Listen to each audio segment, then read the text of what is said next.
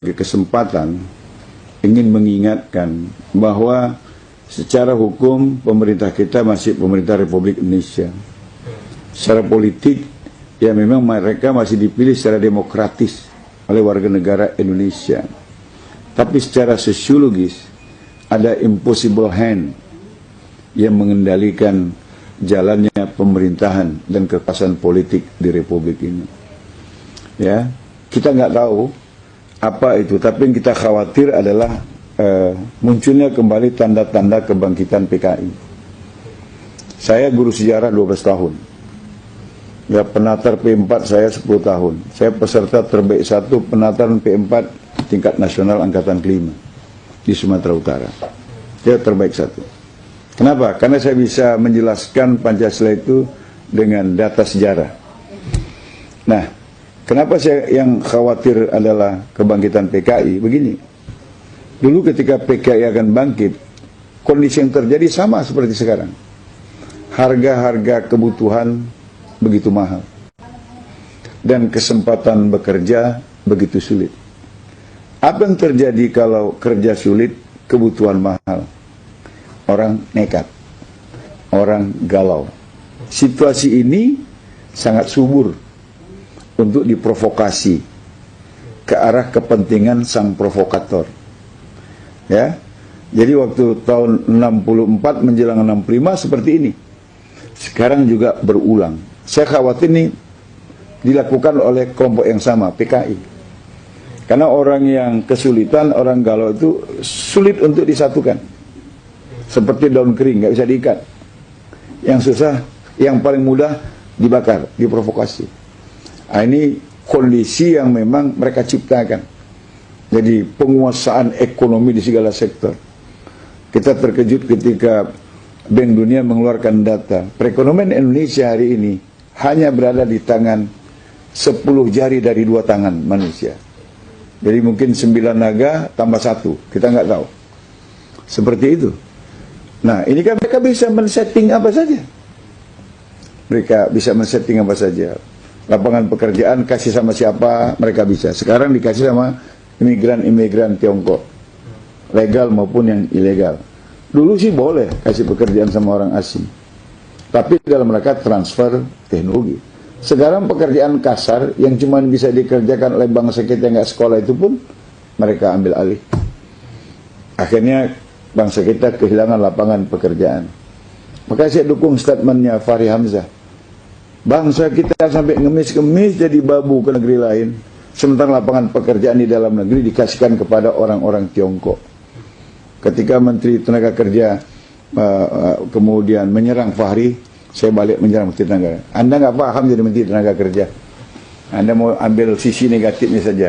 Ambil kontennya. Ya, proteksilah lapangan pekerjaan dalam negeri, kasih keluarga kita biar tidak jadi TKI, TKW. Anda kok malah marah? Memang ada menteri yang bodoh, saya bilang. Nah, itu sudah terjadi ya, kesulitan pekerjaan dan mahalnya harga barang. PKI dulu bangkit dalam situasi seperti ini. Kenapa? Rakyat mudah diprovokasi.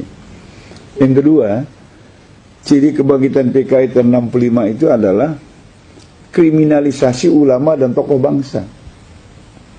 Lagi-lagi supaya masyarakat kehilangan arah, nggak ada panutan. Jadi kalau ulama di stigma jelek, ulama di stigma negatif, tokoh-tokoh bangsa yang banyak berjasa dikatakan makar, di stigma negatif, kan mereka kehilangan arah karena tidak punya lagi panutan. Ini juga situasi yang diinginkan PKI. Kemudian pada masa lalu juga ada pendataan ulama, terutama di Pulau Jawa. Dan setelah didata, rata-rata ulama itu matinya tersembelih. Ya?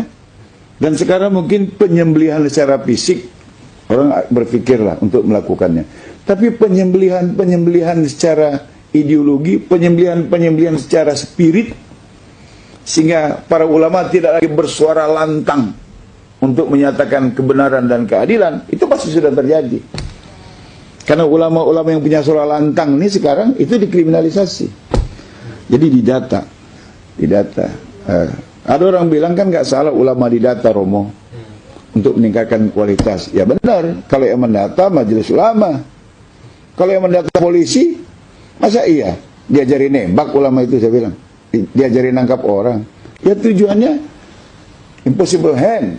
Dan ini pernah terjadi di masa kebangkitan PKI tahun 65. Kemudian yang keempat, ada pemberangusan ideologi Islam. Ya, kita ingat dulu dalam sejarah, karena saya guru sejarah, pernah menceritakan ini kepada mahasiswa saya, kepada murid saya. Seorang guru masuk ke dalam kelas, menyuruh murid-muridnya pinjam mata, menadahkan tangan. Ibu guru, kasih kami pensil. Maka anak-anak itu melakukannya. Ibu guru, kasih kami pensil. Gurunya bagi-bagi pensil. Udah, buka mata katanya. Buka mata. Ada pensilnya? Ada. Berarti ibu guru ada. Betul anak-anak? Betul. Sekarang pensilnya taruh lagi di laci. Tadahkan tangan lagi, biar dapat pensil lagi. Mintanya sama Allah katanya. Pejam mata, ya Allah kasih kami pensil. Anak-anak bilang, ya Allah kasih kami pensil. Nggak ada toh pensilnya? Ada pensilnya anak-anak? Nggak ada. Berarti Tuhan nggak ada. Kata. Dan itu sudah terjadi lagi. Kan ada di YouTube. Seorang pemuda mengatakan, asyhadu la ilaha illallah sallallahu Muhammad Rasulullah. Itu artinya aku bersaksi tiada Tuhan selain Allah. Aku bersaksi Muhammad adalah Rasul utusan Allah. Saya tanya, bersaksi di pengadilan syaratnya apa? Mengalami, mendengar, atau melihat. Nah, sekarang saya tanya, kalian ngalami nggak bersama dengan Tuhan dan Rasul? Mendengar nggak dia berfirman? Enggak kan? Mengetahui nggak? Enggak. Ngapain kau bersahadat? Itu sudah ada di YouTube. Dan itu pasti orang komunis. Dan lebih dahsyat, tokoh nasional, mantan presiden lagi. Dalam hari ulang tahun partai yang dipimpinnya. Kemudian dengan lantang mengatakan bahwa jangan menganut ideologi tertutup. Apalagi sampai percaya pada akhirat. Akhirat itu ramalan masa depan. Pertanyaannya, apa udah ada orang yang pulang dari akhirat? Begitu? Kan sama ini. Pemberangusan. Ya, pemberangusan ideologi keislaman. Baru dituduh intoleran, baru dituduh ideologi tertutup, dan lain sebagainya. Itu sudah terjadi. Kemudian yang kelima, mata uang Republik tahun 64 itu lambangnya Palu Arit. Dan Palu Arit berkibar di mana-mana. Sekarang itu juga sudah terjadi. Bendera Palu Arit di mana-mana, baju Palu Arit sudah dipakai orang. Aku bangga jadi anak PKI sudah ditulis orang. Dan uang baru, pecahan 5.000, 10.000, 20.000, 50.000, 100.000, bacaan BI dengan cat yang terputus-putus. Kalau kita rekonstruksi, ya memang Palu Arit lagi. Lengkap ya? Lengkap itu sudah ciri-ciri kebangkitan PKI. Makanya saya khawatir ada impossible hand. Ya oke, memang pemerintah kita secara hukum masih pemerintah Republik Indonesia. Secara politik dipilih secara demokratis oleh rakyat Indonesia. Tapi kenapa kebijakannya seperti ini? Saya khawatir ada kekuatan lain yang paling saya khawatirkan adalah impossible hand itu adalah PKI, karena ciri-cirinya udah sama dengan ciri kebangkitan PKI tahun 65 yang lalu. Dan ini patut diwaspadai oleh semua pihak, semua agama. Karena kalau PKI berkuasa, bukan cuma umat Islam yang dihabis, tapi semua mereka yang yakin kepada Tuhan itu sendiri.